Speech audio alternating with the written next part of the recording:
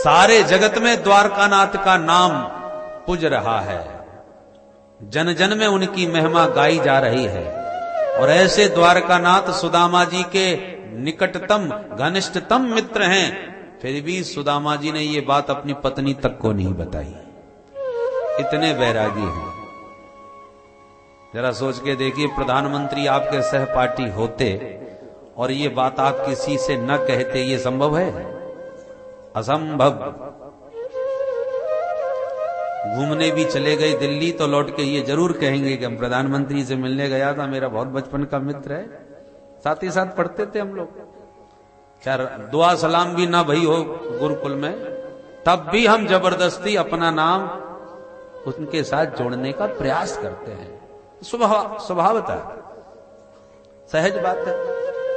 बड़े व्यक्तित्व से हर व्यक्ति अपना नाम जोड़ना चाहता है, अपनी महिमा बढ़ाना चाहता है। और सुदामा जी इतने मस्त महात्मा, बनावटी बात नहीं, घनिष्ठ मित्र होते हुए भी ये बात उनकी पत्नी को भी नहीं मालूम। एक दिन प्रभु को लगा ये कभी आने वाला नहीं, तो इसका ये दारिद्र्य में दूर कैसे करूं। रक्षापेक्षा मपेक्षते, भगवान रक्षक तो हैं, पर एक शर्त है, जब तक तुम रक्षा की प्रार्थना नहीं करोगे तब तक कुछ नहीं करेंगे। तुम उन्हें रक्षक तो मानो, उनसे प्रार्थना तो करो, तब फिर सब काम संभालेंगे। सकृत एव प्रपन्नाय तवास्मीति च याचते, अभयम सर्वभूतेभ्यो ददामि तद्व्रतम मम। एक बार शरणागत होकर जो कहता प्रभु मैं तेरा, कर देता मैं अभय उसे सब भूतों से यह व्रत मेरा। ये भगवान का व्रत है कि एक बार तो तुम्हें मेरे पास आना पड़ेगा, मुझसे कहना पड़ेगा कि प्रभु हम तुम्हारे हैं, उसके बाद जिम्मेवारी फिर मेरी है। अनन्याश्चिन्तयन्तो मां ये जनः पर्युपासते, तेषां नित्याभियुक्तानां योगक्षेमं वहाम्यहम्। जिम्मेवारी मेरी बाद में है, पहले तुम तो स्वीकार करो। तो भगवान को लगा कि कैसे इसको बुलाऊं। एक दिन भगवान मानो साधु बन के स्वयं भगवान ही पहुंच गए। भिक्षाम देहि माते, भिक्षा मांगी तो सुशीला घर से बाहर निकली। कौन साधु आया, प्रणाम करके बोली क्षमा करें भगवान, मेरे यहां सूतक है, मैं आपकी कोई सेवा नहीं कर पाऊंगा। सूतक है? काय बात का?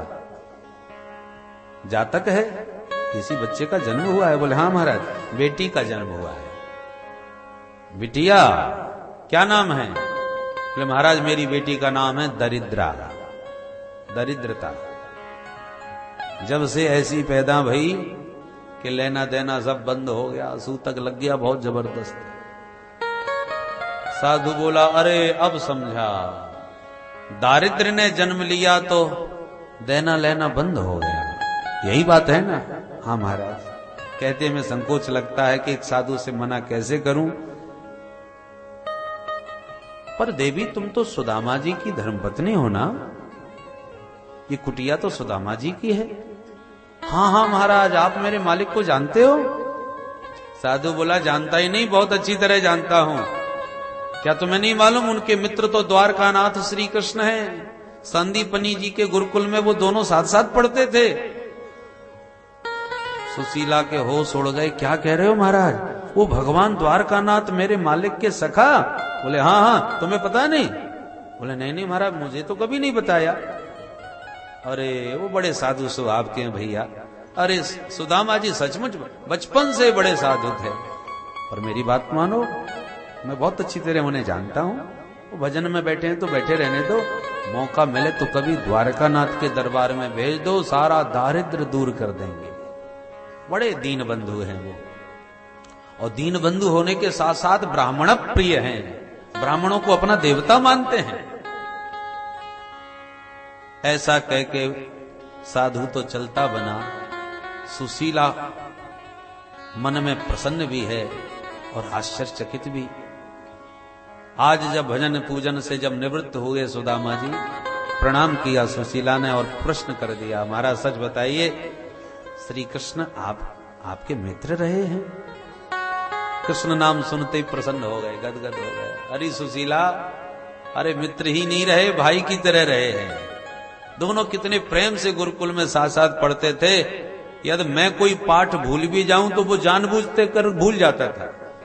वो बड़ा बुद्धिमान, सब कुछ आता था उसे, परंतु जो पाठ भूलेगा उसे दंड मिलेगा। तो मैं भूल जाता था तो वो भी भूल जाता था। इतना मुझसे प्रेम करता था। अच्छा, तो आपने मुझे कभी नहीं बताया? बोले देवी जी अब इसमें क्या बताना, कभी प्रसंग भी ऐसा नहीं चला। अब कोई दीनहीन व्यक्ति बड़े आदमी को अपना मित्र कहे तो जल्दी तो कोई विश्वास ही नहीं करता। और बताने से प्रयोजन क्या है, किसको बताना है? सुशीला बोली ठीक है, और किसी को न बताते, मुझे तो बताते। मेरी आपसे एक प्रार्थना है कि यदि वो आपके सचमुच मित्र हैं तो कभी एक बार उनसे मिल लीजिए। क्यों? बोले मेरा विश्वास है यदि आप मिले तो दास्यति द्रविणम भूरी सीदते ते कुटुंबिने। मुझे विश्वास है वो हमारा समस्त दारिद्र्य दूर कर देंगे। सुदामा जी बोले ए बाबरी, इतने वर्षों के बाद तो अपने सखा से मैं मिलने जाऊं, और मिलने भी गया तो दरिद्रता लेके जाऊं या अपने लिए कुछ याचना उसके सामने जाके करूं? गलत। मैत्री तभी तक है जब तक कोई स्वार्थ मन में नहीं है। स्वार्थ सिद्धि की यदि भावना हुई कि मित्र इतना बड़ा आदमी बन गया है तो चलो आज कुछ ले आवे, कुछ अपना काम चला लेवे, तो गई मित्रता खटाई में। मैं कभी नहीं मांगने वाला।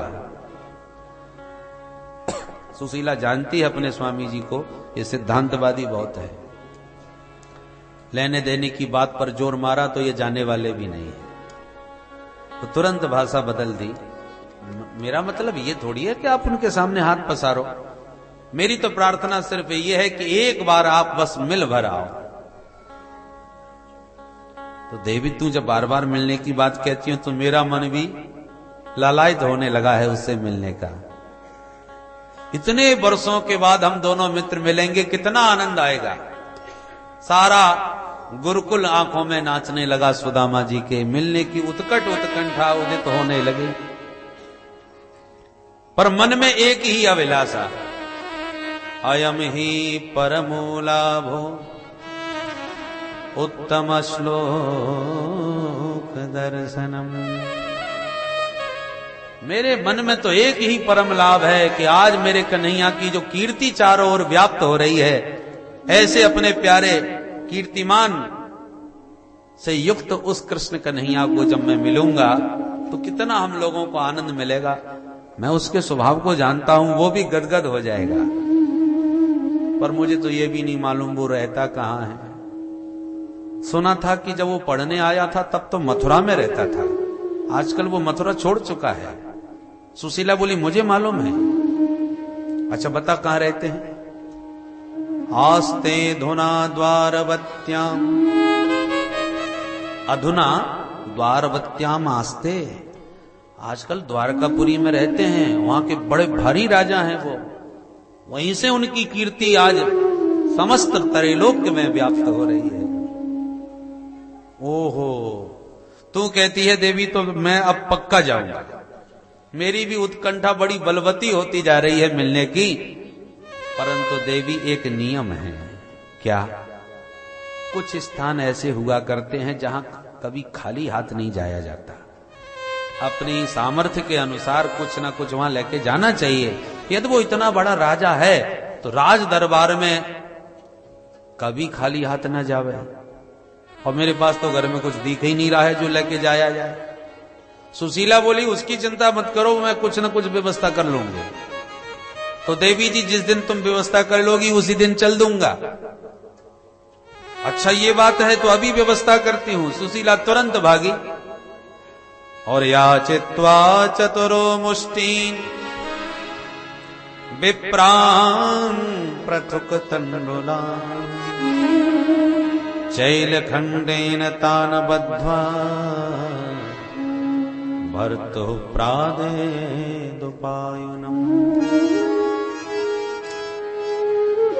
4 मुट्ठी चावल सुशीला 4 ब्राह्मणियों के घर से एक एक मुट्ठी मांग लाई।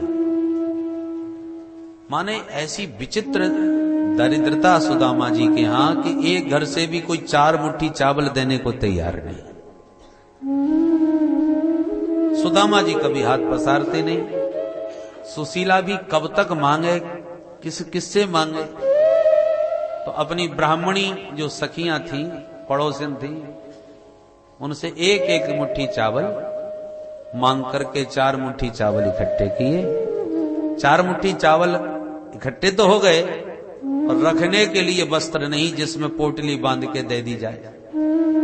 पूरा घर छान मारा, तब एक बहुत पुरानी जीर्ण सीर्ण धोती मिली।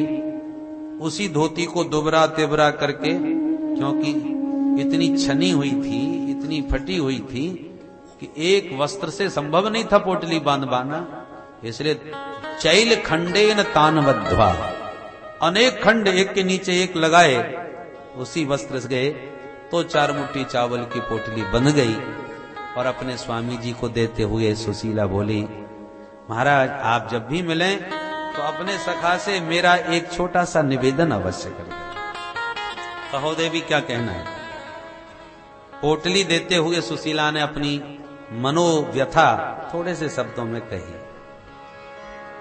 एक मास द्वय पाख में 2 एकादशी हो, मेरे घर गोपाल जो नित्य एकादशी हो। हे द्वारिकानाथ, आपके सभी भक्त एकादशी का व्रत महीने में 2 बार करते हैं। पक्ष में 1 बार एकादशी आती है और मेरे यहां 12 मास एकादशी ही बनी रहती है। कभी इस मेरे घर में द्वादशी भी आएगी कि नहीं। थोड़े से शब्दों में अपनी मनोव्यथा सुशीला ने कही। सुदामा जी बोले, अच्छा ठीक है देवी, कभी अवसर मिला तो तेरा ये संदेश भी उसे सुना दूंगा। और यूं कह के बगल में पोटली दबाए सुदामा जी महाराज चल पड़े। चलते चलते बेचारे जब बहुत थक गए तो एक वृक्ष की छांव में थोड़ी देर के लिए लेट गए विश्राम हेतु। और प्रभु का नियम है, जो तू आवे 1 पग, मैं आऊं पग 60। जीव जब परमात्मा को पाने को 1 कदम बढ़ाता है तो गोविंद 60 कदम दौड़ के उसका स्वागत करते हैं। जितना जीव परमात्मा से मिलने को तत्पर नहीं, जितना परमात्मा जीवात्मा से मिलने के लिए लालायित रहते हैं। दोनों ही परम प्रिय अभिन्न सखा हैं। सुवर्णावेतौ सदृशौ सखायो। भगवान ने ऐसी लीला रची, सोते सुदामा जी को द्वारकापुरी में लाके सुला दिया। नेत्र खोल के जब देखा तो बड़े भव्य विशाल भवन दिखाई पड़ने लगे।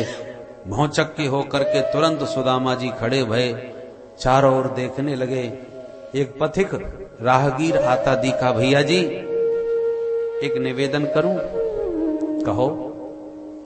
हमें भैया द्वारकापुरी जाना है, बता सकते हो यहां से द्वारकापुरी कितनी दूर होगी? हंसता हुआ राहगीर बोला, बाबा ये द्वारकापुरी में ही आप खड़े हो। ये जितने भी महल दिख रहे हैं ना, ये सब द्वारकानाथ के द्वारकापुरी के महल है। ओहो, द्वारकापुरी में आ गए। तो भैया एक बात और बताए दे। पूछो। बोले यार द्वारका में मेरा कन्हैया कहां मिलेगा? बोले कन्हैया कौन है? उनका पता ठिकाना पूरा विस्तार से दो, परिचय। बोले भैया मैं और ज्यादा पता ठिकाना तो कछु जानू ना है, परंतु वाको पूरो नाम तो है कृष्णचंद्र। मेरे बचपन को मित्र है ना, इसलिए मैं बातें कन्हैया कन्हैया बोलूं। राहगीर एकदम फटी आंखों से देखने लग गया। महाराज आप किसका नाम ले रहे हैं? जिनका आप नाम बोल रहे हैं वो यहाँ के सर्वेश्वर हैं, वो यहाँ के मालिक हैं। उनका नाम ऐसे नहीं लिया जाता जैसे आप बोल रहे हो। तो कैसे लिया जाए भैया, तू बताए दे। बोले भैया उनके नामों में विशेषण लगाए जाते हैं। बड़े अदब के साथ श्री श्री 1008 श्री महाराजाधिराज द्वारकानाथ श्री कृष्णचंद्र जी महाराज ऐसे बोलो। सुन करते सुदामा जी की धड़कन तेज हो गई। हे भगवान, इतनो लंबो चौड़ो नाम है गयो बाको। और जब गुरुकुल में संग में खेलो खाते तब हम आते कनुआ कहते हैं, पर भैया या को मतलब बहुत बड़ो है गयो। वो तो जब इतनो बड़ो है गयो तो मुकू पहचान भी पाएगो कि ना। ये आशंका मन में थोड़ी भय उत्पन्न करने लगी। अच्छा भैया इतनो तो बताए दे, अब वो कहां मिलेगो? राहगीर बोला, अरे बाबा जितने भी विशाल भवन खड़े हैं ये पंक्तिबद्ध, ये सब उन्हीं के तो हैं। क्या पूछना चाहे जिससे पूछ लो। फटी फटी आंखों से उन भव्य भवनों का निरीक्षण करते सुदामा जी एक भवन में घुस गए जो भगवती रुक्मिणी महारानी का था। भागवत के अनुसार तो सुदामा जी अंतःपुर तक भीतर घुसे चले गए बेरोक टोक, परंतु श्री नरोत्तम जी ने जो सुदामा चरित्र गाया है उसमें उसका बड़ा सुंदर चित्रण किया है कि जो ही प्रवेश करते हैं भवन में तो द्वारपाल निवेदन करते हैं, महाराज कहां से पधारे हो, किससे मिलना है? सुदामा जी ने निवेदन किया, भैया हम गरीब ब्राह्मण हैं, सुदामा हमारा नाम है और कन्हैया अपने तेरे महाराज से मिलवे आए हैं। तू बस इतनो जाके भीतर बता दे कि तुम्हारे बचपन के सखा सुदामा मिलवे आए हैं। द्वारपाल के भी कान खड़े हो गए, आप हमारे मालिक के सखा हो? अरे स्वागत है महाराज, आप विराजिए, मैं अभी आपका संदेश सुनाता हूं। द्वारपाल दौड़ा दौड़ा भीतर गया। द्वारकानाथ का द्वारपाल जानता है कि मेरे द्वारकानाथ के कैसे कैसे भी मित्र हो सकते हैं। उनकी लीला बड़ी विचित्र है, उनके संबंध बड़े विचित्र हैं और एक से एक विचित्र महापुरुष दरबार में आए दिन मिलते ही रहते हैं, पर ऐसा विचित्र तो सचमुच आज तक हमने भी नहीं देखा। दौड़ा दौड़ा भीतर गया, द्वारकानाथ को निवेदन किया, सरकार इस दास को दरबार में बरसों बीत गए आज सेवा करते, पर आज जो सखा आपका आया है ऐसे सखा की स्वप्न में भी मैंने कभी परिकल्पना नहीं की थी। भगवान बोले, अच्छा ऐसा कौन है भाई, कहां से आया है, क्या नाम है, क्या स्वरूप है उसका? तो वर्णन करने लगा। शीस पगान झगा तन में प्रभु जाने को आहे बसे कहीं ग्रामा, धोती फटी सिलटी दुपटी और पाए वो पान की नहीं श्याम। द्वार खड़ो तुझ दुर्बल देख रहो चकसो वसुधा अभिरामा, पूछत दीन दयाल को धाम बतावत आपनो नाम सुदामा। जो सुदामा नाम प्रभु के कान में पड़ा, सिंहासन से कूद करके इतने वेग से प्रभु दौड़े, पीतांबर प्रभु का नीचे गिरा, पादुका पहनना भूल गए, शरीर की सुध न रही। सारी सभा सावधान, तुरंत सारे सभासद उठ के खड़े हो गए। किंग कर्तव्य विमूढ़ आपस में एक दूसरे को जिज्ञासा भरी दृष्टि से देख रहे हैं कि आज तक इतनी सारी विभूतियां बड़ी बड़ी आई, परंतु हमारे सरकार ऐसे आज तक कभी नहीं भागे। लगता है आज कोई बहुत बड़ी विभूति दरबार में आने वाली है, चलो स्वागत की तैयारी करते हैं। सारी सभा स्वागत में सावधान हो गई और भगवान दौड़े दौड़े मुख्य द्वार तक पहुंचे, जहां पर खड़े सुदामा जी अनेक ऊहापोह में उथल पुथल मन में मची हुई है। नाम याद होगा भी कि नहीं, पहचान पाएगा कि नहीं, पर जो भगवान द्वारकानाथ की दृष्टि पड़ी, तुरंत दौड़ करके भगवान दीनानाथ ने सुदामा जी को हृदय से लगा लिया। सुदामा जी को लगा जैसे आनंद के महासागर में निमग्न हो गए हों। बोल दीन बंधु भगवान की जय, भक्त वत्सल भगवान की जय। दौड़ करके भगवान ने हृदय से सुदामा जी को लगाया।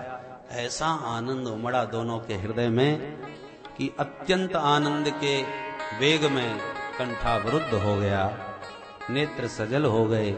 न तो सुदामा जी कुछ बोल पाए, न द्वारकानाथ कुछ कह पाए, और तुरंत सुदामा जी का हाथ पकड़ के भगवान भीतर लाए।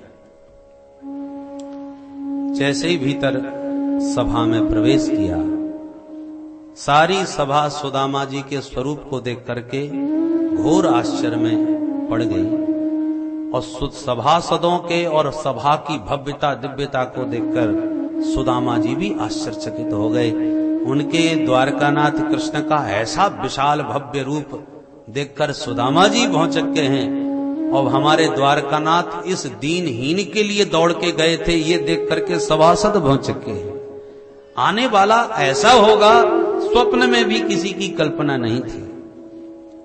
भगवान ने तुरंत सुदामा जी का हाथ पकड़ा और अपने निज आसन पर, निज सिंहासन पर, तो सर्वोत्कृष्ट सबसे ऊंचा सिंहासन था सभा में, उस पर ले जाके भगवान ने सुदामा जी को बैठा दिया। सुदामा जी बार बार मना करते हैं, विरोध करते हैं, पर भगवान नहीं मानते। बरबस भगवान ने सुदामा जी को बैठा ही दिया। रुक्मिणी आश्चर्य भरी आंखों से देख रही थी कि ये अवधूत आखिर है कौन। मेरे मालिक इसके प्रति इतने समर्पित, इतने भाव में भरे हुए हैं, जिसका तन पर वस्त्र के नाम पर एक धोती है, आधी नीचे और आधी को ऊपर से लपेट रखा है, उसमें भी न जाने कितनी जगह से वो धोती फट रही है, कितनी जगह से सिल रही है, कितनी जगह पर तो दूसरे वस्त्रों को उसमें लगा रखा है। पैरों में जूते चप्पल नहीं, सिर पर पगड़ी नहीं, और इस एक ओर तो इतना दीन और दूसरी ओर इतना भाग्यशाली कि मेरे मालिक इसे अपने सिंहासन पर बैठाने का आदर प्रदान कर रहे हैं। भगवान ने एक दृष्टि रुक्मिणी की ओर डाली, आंखों से ही संकेत दिया, चरण धोने के लिए तुरंत जल लाओ। जल लाने का संकेत पाते ही रुक्मिणी एकदम हड़बड़ा के भागी भीतर अंतःपुर की ओर। मन में अत्यंत आश्चर्य छा गया कि प्रभु ने पहली बार मुझे जल लाने की आज्ञा दी। सभा में सैकड़ों दास दासी सावधान हाथ जोड़ के खड़े रहते हैं, प्रबल प्रतीक्षा रहती है कि प्रभु का कोई संकेत मिले, हम कुछ सेवा करें। जिसको भगवान सेवा की आज्ञा दें वो अपना सौभाग्य समझता है कि आज मालिक की सेवा का अवसर मिला, ये मेरा सौभाग्य है। पर इतने दास दासियों के रहते हुए भी भगवान आज्ञा पटरानी को दे रहे हैं। पट्ट महसी जो सर्वश्रेष्ठ द्वारका की मालकिन है, रुक्मिणी को इसी से समझ में आ गया कि ये कोई साधारण महापुरुष नहीं हो सकता, जिसके चरण धोने के लिए प्रभु मुझे भेज रहे हैं। तुरंत पानी लेने को प्रविष्ट हुई भीतर, और भगवान सुदामा जी के चरणों में स्वयं बैठे हुए हैं। दोनों चरणों को भगवान ने जबरदस्ती उठा के अपनी गोद में रख लिया और अपने दिव्य पीतांबर से धीरे धीरे सुदामा जी के चरणों की धूल झाड़ने लगे। और जैसी पाद तल पर भगवान का कर कमल पहुंचा तो इतने कंटक, इतने कांटे चुभे हुए थे और न जाने कितने ही फपोले छोटे छोटे पड़े हुए थे। इतनी लंबी यात्रा पैदल जो की, भगवान कांटा निकालते हैं तो रक्त बहने लगता है। फपोले में छोटे छोटे कंकड़ भरे हुए हैं, कई फपोले फूटे हुए हैं। ऐसे चरण तल की स्थिति को देखकर अपने प्रिय सखा की ये दयनीय दशा जो देखी तो द्वारकानाथ इतने द्रवीभूत हो उठे कि जब तक रुक्मिणी पानी लाती तब तक प्रभु के नयनों से ही यमुना और गंगा की दिव्य धारा प्रवाहित हुई। सुदामा जी के पूर्णतः श्री चरणों को भगवान ने नयन जल से ही, नयन नीर से ही प्रक्षालित कर दिया। ऐसे बेहाल बिबाइन सो पग कंटक जाल लगे पुनि जोए, हाय महा दुख पायो सखा, तुम आए ही तैन किते दिन पोए। देख सुदामा की दीन दशा, करुणा करके करुणा निधि रोए, पानी परात को हाथ छुओ नहीं, नैनन के जल सो पग धोए। प्रीतो विमुंजयन बिंदु नेत्राभ्याम पुष्करेक्षण। भगवान के विशाल कमल जैसे नयनों से प्रवाहित नीर को जब रुक्मिणी ने आकर देखा कि जिस जल को चरण धोने के लिए लाई थी उसकी अब आवश्यकता ही नहीं रही, सुदामा जी के तो दोनों चरण धुले हुए दिखाई पड़े। रुक्मिणी के आश्चर्य का ठिकाना नहीं।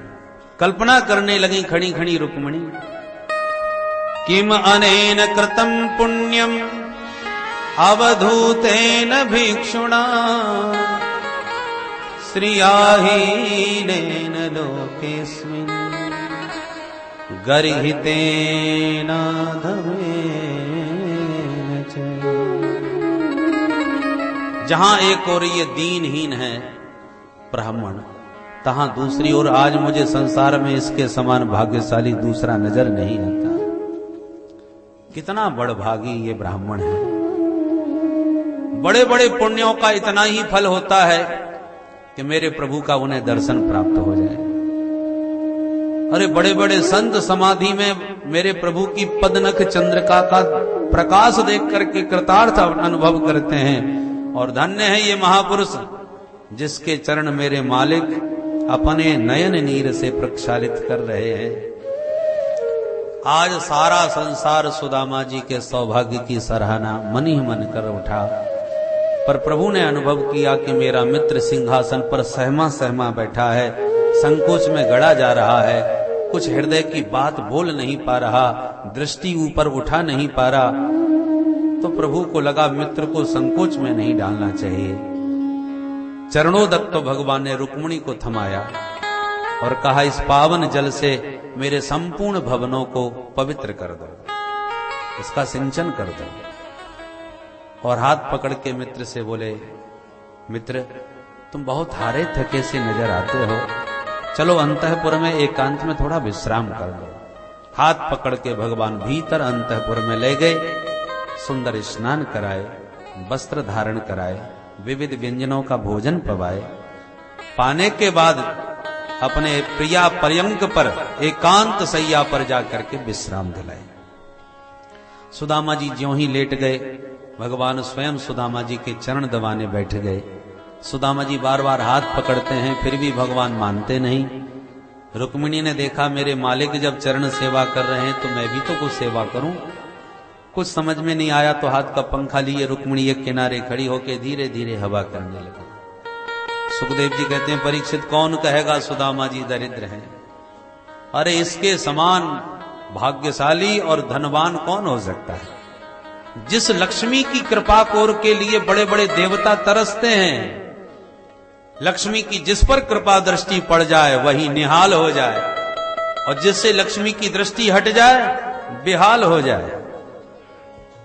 परंतु वो महालक्ष्मी आज स्वयं सुदामा जी की पंखा जल करके सेवा कर रही हैं, और उस लक्ष्मी का पति नारायण आज चरण दबाते हुए चरण सेवा कर रहा है। साक्षात लक्ष्मी नारायण जिसकी सेवा में तत्पर हों, संसार में उससे बड़ा धनवान और कौन हो सकता है। बोल दीन बंधु भगवान की जय। ये निष्काम भक्ति का चमत्कार है।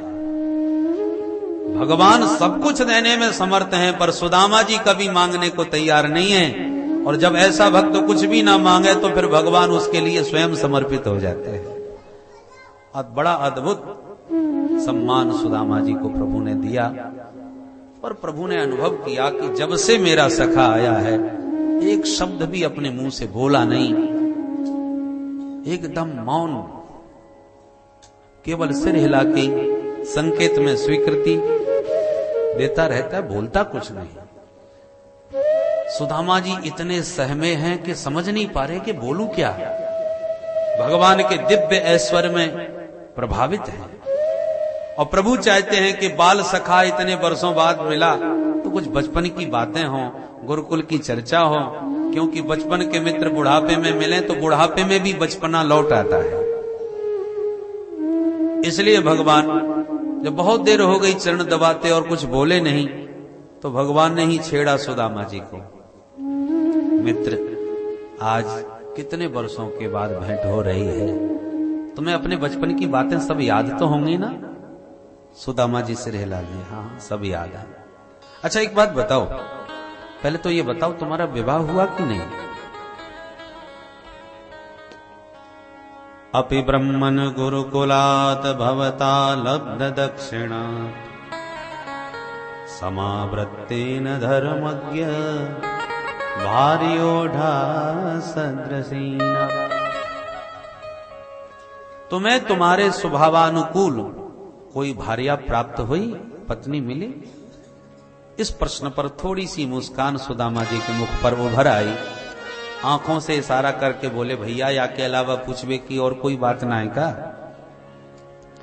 भगवान भी मुस्कुरा पड़े और बोले, मित्र इसलिए पूछ रहा हूं कि तुम बचपन से बाबा बैरागियों की बातें बहुत करते थे, कहीं सचमुच महात्मा ही तो नहीं हो गए? तब सुदामा जी बोले, ना कन्हैया महात्मा ना है, हम गृहस्थ हैं। तेरी भाभी को नाम है सुशीला, जैसोई नाम है वैसोई काम है, बेचारी सीधी सच्ची ब्राह्मणी है, तो जीवन की गाड़ी आनंद से चल रही है कन्हैया। अच्छा तू भी बता, तेरो विवाह भयो? भगवान हंसते हुए बोले, मित्र अब हमारी ना पूछो, हम बाद में सब बताएंगे। सुदामा जी बोले, अरे कन्हैया आज जैसे तैसे तेरे बारे में पता चलो सो आए हैं, तेरे से मिलबो कोई सामान्य बात है का? और मिल भी जाते तो क्या तू सचमुच आ जातो?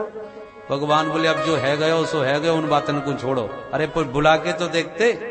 अच्छा एक बात बताओ, नहीं बुलाया तो कोई बात नहीं, पर भाभी जी से कभी हमारी चर्चा करी? सुदामा जी बोले, सच्ची बोलूं कन्हैया तेरी भाभी नहीं आज भेजो है तेरे पास। अरे वाह, भाभी जी ने हमारे पास भेजा है? तब तो हमारी भाभी जी ने हमारे लिए कुछ ना कुछ अवश्य भेजा होगा। सुदामा जी की धड़कन तेज भई।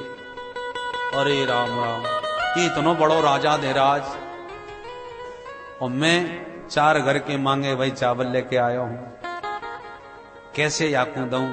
देखेगो तो कहा सोचेगो। संकोच में गड़ गए सुदामा जी। बगल में पुटरिया बड़ी जोर से चावल की दवाई ली।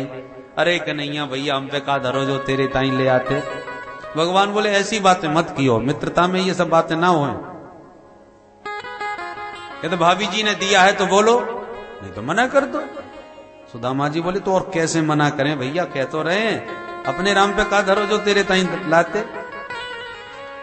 भगवान हंस करके बोले, मित्र समझ गया, तुम्हारी बचपन की आदतें अभी भी ठीक ना भाई। का मतलब? भगवान बोले, पहले तो ये बताओ बचपन की बातें याद हैं? अरे लाला सब एक एक बात याद है, तू पूछ के देख। कन्हैया बोले तो अच्छा तो बताओ। वादना हम और आप गए थे जंगल में समिधा बीनने, याद है? सुदामा जी बोले, हाँ कन्हैया, बारात को भूल जाऊं मैं? अरे भैया वादना जंगल में कैसे भटके कन्हैया, रास्ता ही भटक गए, लौट के आश्रम वापस ना पहुंच पाए, और लगे पानी कितना भयंकर पानी बरसो कन्हैया, याद है? सारी रात वृक्ष के ऊपर बैठ के बितानी पड़ी थी। भगवान बोले, अरे तुम्हें तो सब याद है। भगवान बोले, तब तो ये भी याद होगा कि बारात सर्दी के मारे तुम्हारे दांत कितनी जोर से कटकटा रहे थे। सुदामा जी समझ गए ये तो कछु और पोल पट्टी घोलबे बारो है, तो बड़ी जोर से हंस गए और प्रसंग बदल गए। अरे कन्हैया तू रहने उन गुरुकुल की बातन को, वो बचपन के आनंद ही कछु और थे भैया। अब वो बातें याद आवे तो बड़ो आनंद आवे कन्हैया। अब देखिए, बचपन के मित्र जब बुढ़ापे में मिलते हैं ना, तो थोड़ी सी चर्चा करते ही खूब हंस लेते हैं कि आगे की बातें उन्हें सब याद आ जाती हैं, पर तीसरे के पल्ले कुछ नहीं पड़ता। रुक्मिणी पास में खड़ी सब सुन रही हैं, पर उनके पल्ले कुछ नहीं पड़े कि सर्दी पड़ रही थी, दांत कटकटा रहे थे, रास्ता भटक गए थे, या में हंसवे की कौन सी बात है। और दोनों मित्र खूब ठहाका मार के इतनी बात कह के हंसे। आगे की तो ये दोनों जाने, रुक्मिणी बेचारी है कछु समझ में बात ना आ रही। बचपन के मित्र हैं, न जाने कौन कौन सी बातें हैं। बातों बातों में भगवान बोले, मित्र मैं तो अब भी देख रहा हूं तुम्हारी आदतें सब वैसी की वैसी ही हैं, नहीं तो सच बताओ भाभी जी ने कछु ना भेजो। सुदामा जी बोले, ले फिर आ गए भाभी जी पे। अरे भैया एक बार मना कर दे तो तू बार बार काहे को पूछे? भगवान बोले, इसलिए पूछ रहा हूं शायद तुम हमारा स्वभाव भूल गए। देखो मित्र, मैं पदार्थों का भूखा नहीं हूं, तुम्हें मालूम नहीं? पत्रम पुष्पम फलम तोयम यो मे भक्त्या प्रयक्षति तदहम भक्त्युपहृतम अस्नामि प्रयतात्मनः। मैं पदार्थों का भूखा नहीं, पदार्थों में पत्रम, एक पत्ता ही दे दो। पत्राणी नहीं कहा, पत्राणी बहुवचन, पत्रम एक वचन। भगवान कहना चाहते हैं सिर्फ एक पत्ता चाहिए, 50-51 नहीं।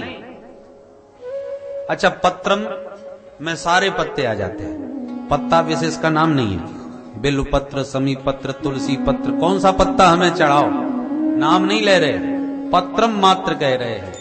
क्यों? बोले नाम लूंगा तो किसी क्षेत्र में वो पत्ता मिला, किसी क्षेत्र में न मिला, तो भक्त मेरा पत्ता कहां ढूंढता फिरेगा? इसलिए सिर्फ पत्रम कह रहे हैं, न तो नाम ले रहे हैं और न पत्राणी कह के बहुवचन का प्रयोग कर रहे हैं। बहुवचन का प्रयोग होता तो समस्या होती, 21 चढ़ाया कि 11 चढ़ाएं कि 51 चढ़ाएं कि 108 चढ़ाएं। इसलिए भगवान ने एक वचन का प्रयोग किया, एक पत्ता मात्र चढ़ा दो। और अधिक कुछ देना चाहते हो तो पुष्पम, पुष्पम में भी न तो पुष्प का नाम और न पुष्पाणी, एक फूल चढ़ा दो। और देना चाहते हो फलम, न तो फल का नाम और न फलानी, बहुवचन नहीं, सब में एक वचन। एक पुष्प हो, एक पत्ता हो, एक फल हो, फल में भी ऋतु फल, जो मौसम का फल हो, नाम नहीं लेते। और कुछ ना हो तो तोयम, तोयम माने जल, जल में भी नाम नहीं। गंगा जल, जमुना जल, कि गंगोत्री का कि जमुनोत्री का, कि संगम का कि गंगा सागर का या सुकताल का, कोई स्थान विशेष के जल पर भगवान ने टिप्पणी नहीं की, सिर्फ तोयम कहा। निर्मल जल भाव के पर कुछ भी पदार्थ हो चलेगा, शर्त सबके साथ एक है, यो में भक्त्या प्रयक्षति, वो दिया हुआ तुम्हारा पदार्थ भक्ति भाव से भरा हुआ होना चाहिए। और कौन चढ़ावे सो बात नहीं, यो में, यो माने जो भी चांडाल हो, कुकर सुकर भी हो। अरे हाथी ने भी तो फूल ही चढ़ाया था, हाथी कौन से ऊंचे खानदान का था, जानवर था। इसलिए भगवान कहते हैं यो में भक्त्या प्रयक्षति, चढ़ाने वाला कोई भी हो, जीव जंतु कीट पतंग, पर जो भी प्रेम भक्ति के साथ मुझे जो भी पदार्थ चढ़ाता है, अस्नामि प्रयतात्मनः, मेरे प्यारे का दिया हुआ वह पदार्थ है, इसलिए बड़े प्रेम के साथ मैं उसे स्वीकार करता हूं और उसी से उसका ऋणिया हो जाता हूं। भगवान कहते हैं इसलिए मित्र सुदामा संकोच न करना, जो भी लाए हो, जैसा भी लाए हो, निसंकोच मुझे बताओ। सुदामा जी बोले कन्हैया तू चाहे जितना प्रवचन सुनाए दे, हम कछु ना लाए। प्रभु समझ गए बड़े संकोची हैं मेरे सखा, ये साहस ही नहीं जुटा पा रहे देने का। सर्वांतर्यामी से कुछ छुपा तो है नहीं। भगवान बोले कोई बात ना है भैया, ना लाए तो ना सही, पर एक बात बताओ, मैं देख रहा हूं तुम जब से आए हो, या हाथ को बड़ी जोर से चिपका रखो है भैया, या हाथ में कछु बीमारी है गई, ये ऐसे काय क्यों बैठे हो? सुदामा जी बोले ना कि नहीं ऐसी कोई बात ना है, अब लंबी यात्रा पैदल पैदल आए हैं भैया, तो हाथ पैर में थोड़ा बहुत तो दर्द है ही जाए। भाई यही हाथ में एक मामूली सो है, वो अपने आप सब ठीक है जाएगा, तू चिंता मत कर। भगवान बोले बड़े आश्चर्य की बात है, पैदल आए हो तो पैर में दर्द होना चाहिए कि हाथ में? हम फालतू में ही पैर दबा रहे हैं। अरे हाथ में दर्द है तो हाथ ही दबा देंगे, हाथ हमें दो, 1 मिनट में मालिश करके सबरो दर्द तुम्हारो दूर कर दूं।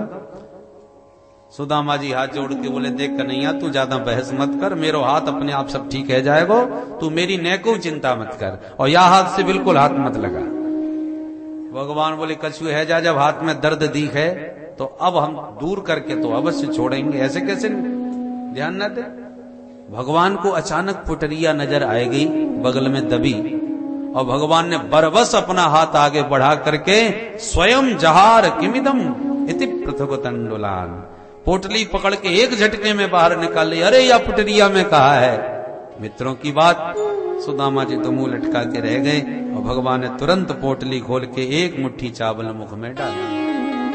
बोल दीन बंधु भगवान की जय। मन ही मन माधव ने एक मुट्ठी चावल से एक लोक की संपदा सुदामा को प्रदान कर दी। जहां विधाता ने ललाट में लिखा था श्री क्षय, उसे उलट के भगवान ने यक्षश्री कर दिया।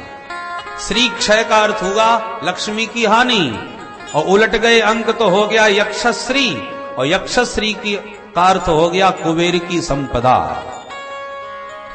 जहां धन की हानि थी वहां कुबेर की संपत्ति भगवान ने अपने सखा को प्रदान कर दी। यह है भगवान की दीन बंधुता की कृपालुता का चमत्कार। मसकहीं करहीं बिरंज प्रभु अजहि मसकते ही। दूसरी मुट्ठी चावल हाथ में लिए कि रुक्मिणी ने हाथ पकड़ लिया और आंखों से इशारा किया, प्रभु सर्वस्व दे के क्या आप स्वयं सुदामा बनना चाहते हो? अपने घर परिवार का भी थोड़ा ख्याल करो। अथवा हाथ पकड़ के संकेत दिया कि कच्चे चावल भावुकता में पा रहे हो, कहीं पेट खराब ना हो जाए। अथवा इसलिए हाथ पकड़ा कि संत का लाया प्रसाद अकेले कैसे पा लिया? प्रसाद तो सबको मिल बांट के पाना चाहिए, इसलिए हमें भी प्रसाद मिल जाए। भगवान बोले ठीक है, तो ये देवी ये प्रसाद तुम सबको बांटो। श्रद्धा पूर्वक रुक्मिणी प्रसाद लेके तंदुल पोटली लेके चली गई। एकांत पा करके भगवान बोले, मित्र इतनी प्यारी भेंट भाभी की भेजी हुई, तुम इतनी देर तक छुपाए बैठे रहे? कितनी तृप्ति, कितना आनंद इस प्रसादी में मेला में वर्णन नहीं कर सकता। परंतु यदि भाभी जी ने मुझे लिए प्रसाद पोटली में प्रसाद भेजा तो कुछ ना कुछ मेरे लिए कहलवा के भी भेजा होगा, कुछ तो मेरे बारे में कहा होगा। सुदामा जी को संदेश याद आ गया और तुरंत एकांत अवसर जान करके, उचित समय जान करके संदेश भी सुना दिया। एक मास द्वय पाख में दो एकादशी हो, मेरे घर गोपाल जो नित्य एकादशी हो। सुशीला भाभी का संदेश सुनते ही द्वारकानाथ के नेत्र भर आए, पर सुदामा जी को प्रत्युत्तर कुछ नहीं दिया, बोले कुछ नहीं। पल भर को प्रभु ने अपने दोनों नेत्र बंद किए और प्रत्युत्तर सीधे भाभी जी के पास भेजा। होनी थी सो है गई, पर अब ना ऐसी हो, भाभी तेरे भवन में नित्य द्वादशी हो। बोल दीन बंधु भगवान की जय। सुदामा जी को भनक भी नहीं और भगवान ने इधर चमत्कार कर दिया। यह है देने का तरीका। प्रभु सोचते हैं प्रत्यक्ष दूंगा तो मेरा मित्र सदा के लिए मेरा ऋणिया बन जाएगा, मेरे उपकार के भार में दब जाएगा। इसलिए भगवान परोक्ष में दे करके अपने मित्र का सिर नीचा करना नहीं चाहते। सुदामा जी ने आंख बंद किए कन्हैया को देखा तो लगा कि अरे राम राम, घर की दशा पर शायद दुखी हो गया। सुदामा जी ने तुरंत प्रसंग ही बदल दिया, दोबारा कोई चर्चा ही नहीं करी। अरे कन्हैया तू जाने दे भैया, हम तो ब्राह्मण देवता हैं, खाते पीते चैन से आनंद की जिंदगी चल रही है, और तू अपने बारे में तो कछु अपने बारे में कछु ना बतावे, मेरे घर गृहस्थी की सब पूछ तो जाए। भगवान बोले तो आप पूछो। सुदामा जी बोले हम तो पूछ तो लिए भैया, तेरो विवाह भयो कि ना है? भगवान बोले बैठे हो तो सीधे मिलवाई देते हैं, बताएं क्या? अरे भैया जरूर मिलेंगे भैया, मिलवा। भगवान ने रुक्मिणी से कहा सबसे को प्रणाम कर जाए। पटरानियों को पता चला, सब दौड़ी भागी चली आई, कोई विशेष महापुरुष आए हैं, चलो आशीर्वाद ले आए। रुक्मिणी ने दौड़ के किया दंडवत, महाराज प्रणाम। सुदामा जी इशारे में बोले द्वारकानाथ से परिचय तो कराए, कौन है ये? भगवान बोले यही है हमारी धर्मपत्नी जी। ओहो सौभाग्यवती भव, पुत्रवती भव, पति प्रिया भव, ढेरों आशीर्वाद की झड़ियां लगा दी। पीछे से सत्यभामा दौड़ी चली आई, महाराज प्रणाम। अरे लाला अब ये कौन है? भगवान हंसते भय बोले मित्र ये भी बेई हैं।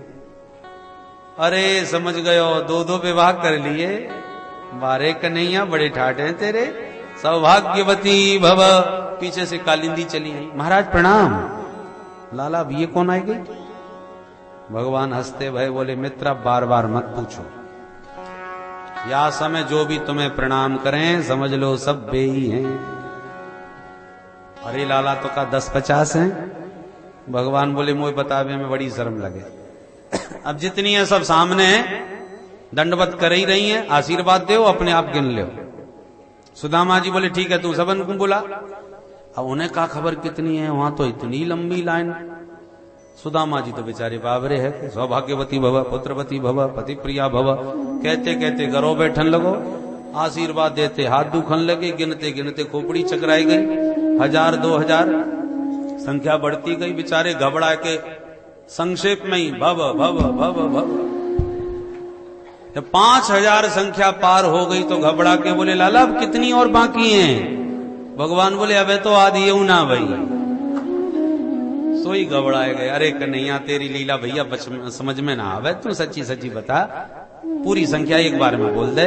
भगवान बोले मैं तो झूठ ना बोलूं, सच्ची बात है, पूरी संख्या 16108। आश्चर्य को ठिकानो ना रहा सुदामा जी को। एक कन्हैया तेने कर दियो कल्याण, 5-7 दिन लग जाएंगे सबन को आशीर्वाद देवे में, मेरे बस की बात ना है।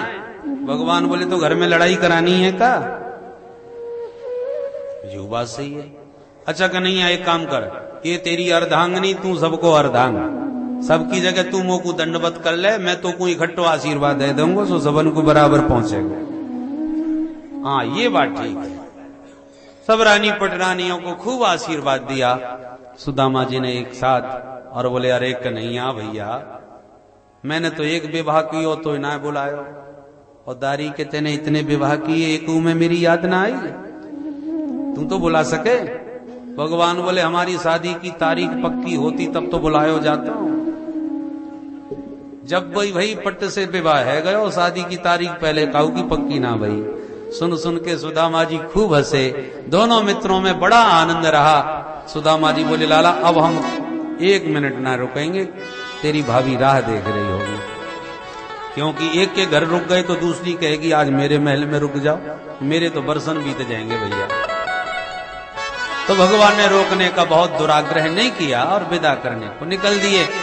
सुदामा जी चलते चलते सोच रहे हैं कहीं यानी स्वागत सत्कार जोरदार की और लेवे देवी की बात कछु ना करी। और सुशीला टुकुर टुकुर देख रही होगी दरवाजे पर खड़ी, कछु ना तो वाकई ताई एक धोती दे दे तो ने खुश है जाती ब्राह्मणी। तो चलते चलते बोले अरे कन्हैया तू मेरे संग में कहां तक जाएगा, जा आराम कर, मैं आराम से घर पहुंच जाऊंगा। भगवान बोले जो आज्ञा।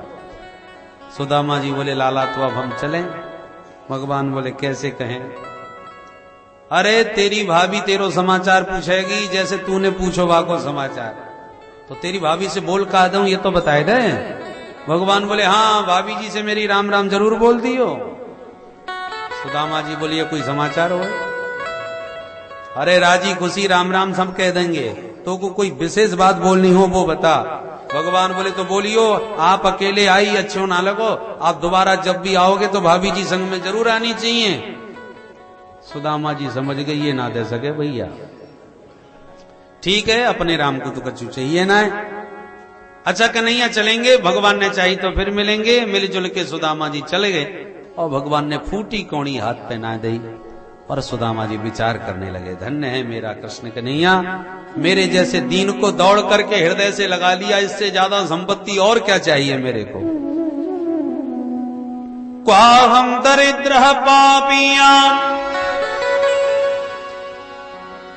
क्व कृष्ण श्रीनिकेतन ब्रह्म बंधुरिति स्माहम बाहुभ्याम परिरम्भितः।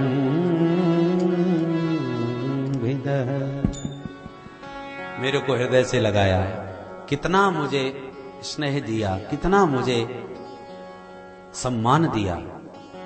मैं जानता हूं मुझे धन क्यों नहीं दिया, कि दरिद्र को धन दे दो तो बुद्धि बिगड़ जाती है। बड़ी कृपा करी कन्हैया ने धन से दूर ही रखा, क्योंकि सम्मान और संपत्ति को एक साथ हजम करना बड़ा मुश्किल होता है। अरे प्रधानमंत्री से हाथ मिलाते फोटो भी खींच जाए तो गजब हो जाता है, फिर हम किसी को कुछ समझते ही नहीं। देखो फिर संपत्ति और अपार हो जाए तब तो भगवान ही मालिक के बुद्धि का संतुलन बना रहे। तो कोई बिरला ही होता है जो सम्मान और संपत्ति को भी सहजता से स्वीकार कर लेता है और उसमें कोई अहंकार न छुए। यही सब विचार करके मेरा कल्याण का भाव मन में होगा, इसलिए कन्हैया ने ये संपत्ति के चक्कर में मुझे नहीं डाला। ये सब विचार करते सुदामा जी घर आए। तो जहां घर पहुंचे तो कुटिया की जगह इतनी बड़ी कोठी, इतना विशाल भवन कि बेचारे को सुदामा जी को लगा जब लौट फिर के मैं द्वारका में ही तो नहीं घुसाया, भटक तो नहीं गया। पूरे भवन के चक्कर काटते आश्चर्य में सुदामा मंदिर देख रहे, सुदामा मंदिर देख रहे। यहाँ तो थी मेरी टूटी झुपड़िया, यहाँ तो थी मेरी टूटी झुपड़िया, यहाँ तो थी मेरी टूटी झुपड़िया, यहाँ थी मेरी टूटी झुपड़िया। अब कंचन महल खड़े, कंचन महल खड़े, सुदामा मंदिर देख रहे, सुदामा मंदिर देख रहे, मंदिर देख रहे। बोलो सुदामा महाराज की जय। जैसी दरवाजा खोला कि सुदामा जी की जय बोली। सुदामा जी बड़े चक्कर में, अरे हमारी जय बोले व्यवहारो जी कौन आए गए हो। सेवकों ने सुदामा जी की मनस्थिति को समझकर महारानी सुशीला को सूचित किया, महारानी जी ये ब्राह्मण देखो कब से आंखें फाड़ फाड़ के हमारे महल के चक्कर काट रहा है और महल को ही देखा जा रहा है। सुशीला ने झरोके से झांका और जो सुदामा जी को देखा, अरे मेरे मालिक आ गए, चलो चलो स्वागत की तैयारियां करो। फिर क्या था, सुशीला ने 16 श्रृंगार किए, स्वर्ण थाल में आरती सजाई, छम छम करते स्वामी जी के स्वागत में चल पड़ी और तमाम दास दासी जय जयकार बोलने लगे, बोल सुदामा महाराज की जय। सुदामा जी बार बार चक्कर में पड़ गए। अरे हो समझ गयो, काउन सुदामा नाम के राजा ने ये जगह पसंद कर ली, मेरी झोंपड़ी उड़ाए दी और अपनो महल बनाए लिया। चलो झोंपड़ी गई तो गई, पर मेरी सुशीला कितकू चली गई। तब तक छम करती सुशीला सामने आ गई। सुदामा जी को लगा कि रानी पटरानी या महल की कहीं पूजा पाठ में जा रही होगी, सो बेचारे रास्ता खाली करके दूर कोने में खड़े हो गए एक किनारे। पर सुशीला तो सामने आके खड़ी हो गई और आरती करने लग गई। डरते डरते सुदामा जी हाथ जोड़ के बोले, देवी जी आपको परिचय, आप मेरी आरती काय क्यों करो। सुशीला बड़ी जोर से हंसी, जय हो महाराज, ऐसे सखा से मिलवे गए कि मोहिए भूल गए। जो सुशीला के शब्द कान में पड़े तब आंख फाड़ के सुदामा जी नीचे से ऊपर तक ब्राह्मणी को देखने लगे। अरे सुशीला तेरे दो दो चुटीला, हे भगवान मैं तो बिल्कुल घबरा गया कि ये महारानी पटरानी कौन कहां चली आई। वो तो ने को विश्वास ना हो कि मेरी 1.5 हड्डी की वही ब्राह्मणी है ये। एक बात तो बता सुशीला, ये जगमगाती साड़ी तेरी, ये चमचमाती वही सोने की थारी, इतनी ऊंची ये सब महल अटारी, ये सब तेरे पास कैसे आए गए। सुशीला बोली, मोते का पूछ रहे हो, आपके द्वारका नाथ सखा ने आपको कछु ना बतायो का। ये सब तुम्हारे कृष्ण कन्हैया की कृपा, कोई चमत्कार है। अब सुदामा जी सब समझ गए। अरे सुशीला मेरा कन्हैया सचमुच घनश्याम है। सारी रात लोग सोते हैं और आकाश के घनश्याम चुपचाप पानी बरसा के चले जाते हैं, पता ही ना चले। ऐसे ही हम लोग मोह की निद्रा में सोते हैं और मेरे द्वारकानाथ कृष्ण कन्हैया घनश्याम बनके निरंतर सब पर कृपा बरसा रहे हैं और हमको पता नहीं चलता। मेरे को कुछ नहीं दिया पर परोक्ष में देखो कितनी कृपा बरसा दे। सचमुच कृष्ण कन्हैया कितने कृपालु हैं, कितने दीन बंधु हैं, सिद्ध हो गया। परंतु जैसी भगवान की द्वारकापुरी आज वैसी ही उनकी बन गई सुदामापुरी। और उस पावन पुरी में रहते हुए गोविंद की कृपा का प्रतिपल अनुभव अनुसंधान करते हुए सुदामा जी आनंद मग्न होकर के गोविंद के चरणों का ध्यान करने लगे।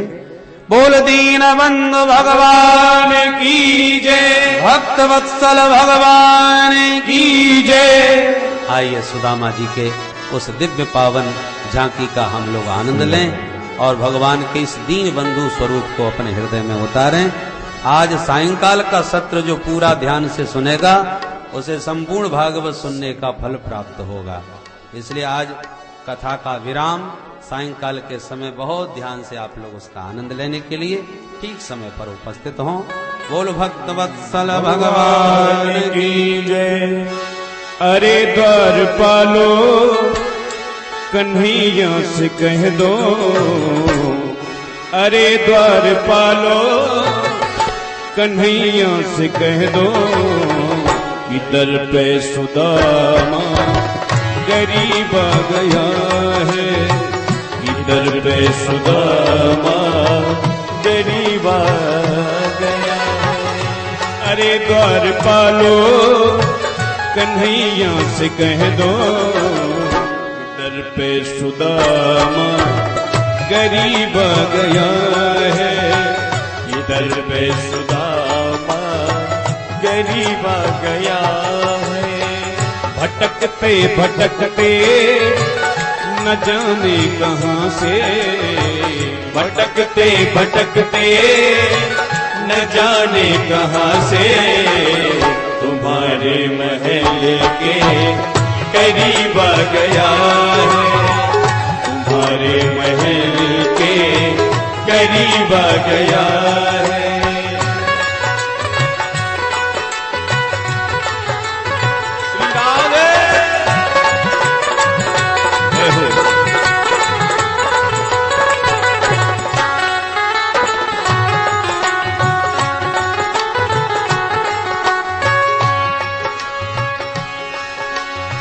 न सर पे है पगड़ी हो न तन पे है जामा, न सर पे है पगड़ी हो न तन पे है जामा।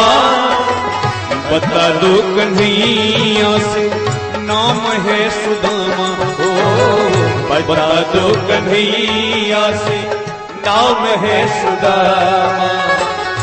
न सर पे है पगड़ी न तन पे है जामा, बता दो कन्हैया नाम है सुदामा। हो न सर पे है पगड़ी न तन पे है जामा, बता दो कन्हैया नाम है सुदामा।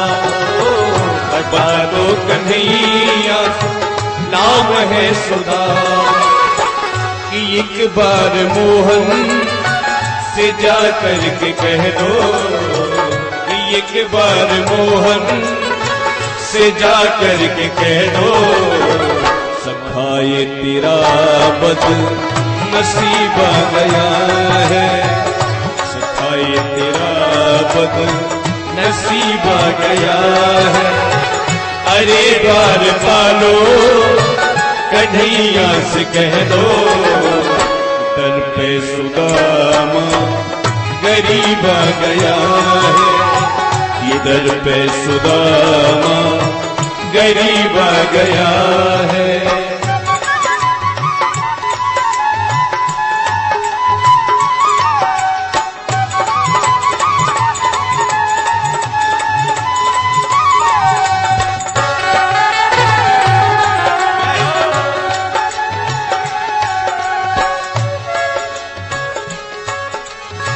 कि सुनते ही दौड़े चले आए मोहन, कि सुनते ही दौड़े चले आए मोहन।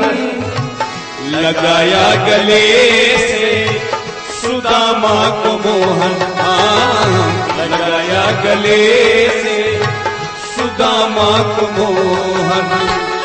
कि सुनते दौड़े ही चले आए मोहन, लगाया गले से सुदामा को मोहन।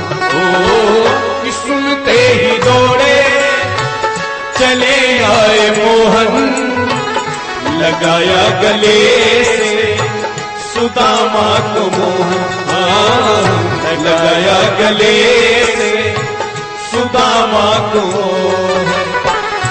बड़ा ही अचंभा हुआ रुक्मिणी को, बड़ा ही अचंभा हुआ रुक्मिणी को, कि मेहमान कैसा अजीब आ गया है, ये मेहमान कैसा अजीब आ गया है। अरे द्वारपालो कन्हैया से कह दो, कि दर पे सुदामा गरीब आ गया है, कि दर पे सुदामा गरीब आ गया है।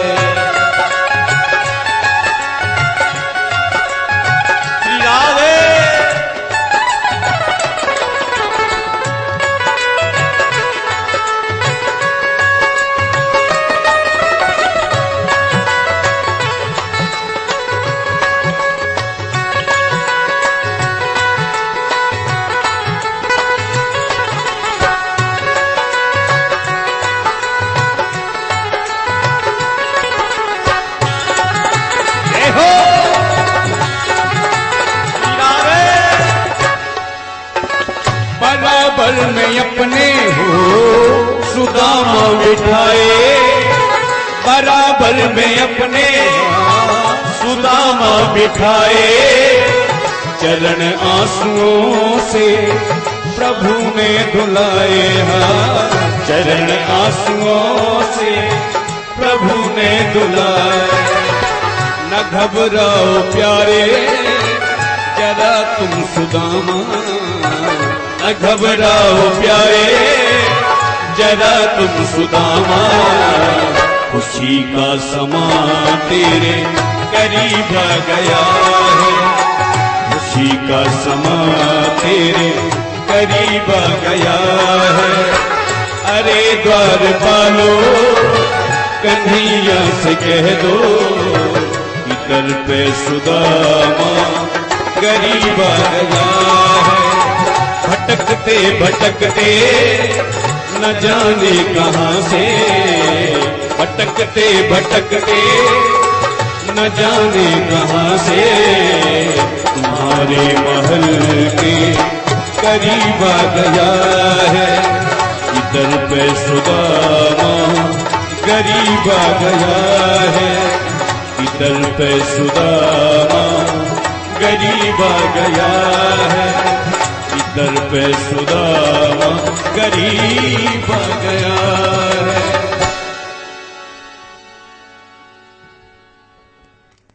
हम लोग द्वारकाधीश भगवान श्री कृष्ण की झांकी का दर्शन कर रहे हैं। थोड़ा सा समय आपका और लेंगे। एक ठाकुर जी के रूप में द्वारकाधीश भगवान विराजमान है और श्री सुदामा जी महाराज उनसे मिलने के लिए जा रहे हैं। इस नाटक का आप लोग दर्शन करेंगे। केवल 5 मिनट की बात है और उसको प्रस्तुत करने जा रहे हैं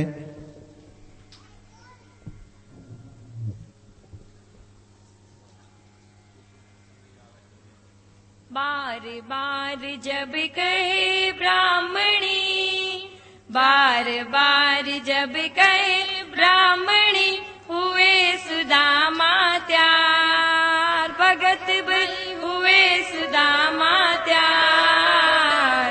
चावल की पोटली ले आए हैं मोहन के द्वार, पहुँचे नगरी माय कन्हैया कहाँ बसे। देख बावला लोग नगर का सभी हंसे, इतने में एक मिला दयालु, दीनों महल बता